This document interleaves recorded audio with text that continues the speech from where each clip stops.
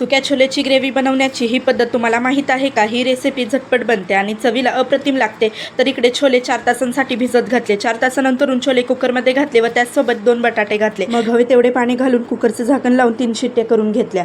मग ग्रेव्हीसाठी इकडं मीडियम साईजचे 4 कांदे कट करून घेतले व त्याचसोबत 7 ते 8 पाकळ्या लसूण व अद्रकचा 1 तुकडा घालून याची पेस्ट बनवली.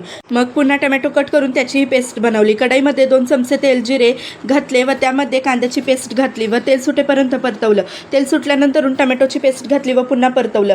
मग मीठ, कांदा, लसूण मसाला, मिरची पावडर, हळद व गरम मसाला हे सर्व मसाले ग्रेव्हीमध्ये घातले, मिक्स केले व बटाटा हाताने क्रश करून घातला. पुन्हा मिक्स करून घेतलं. मग शिजलेल्या छोल्यांमधले पाणी घातले व ग्रेव्ही 5 मिनिटे लो फ्लेमवर शिजू दिली.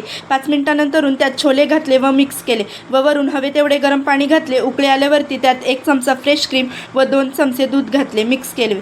सर्वात शेवटी अर्धा चमचा छोले मसाला घातला व पुन्हा मिक्स केले. तर तयार आहे आपली छोलेची ग्रेव्ही. रेसिपी आवडली असेल तर लाईक करा. जय सद्गुरू.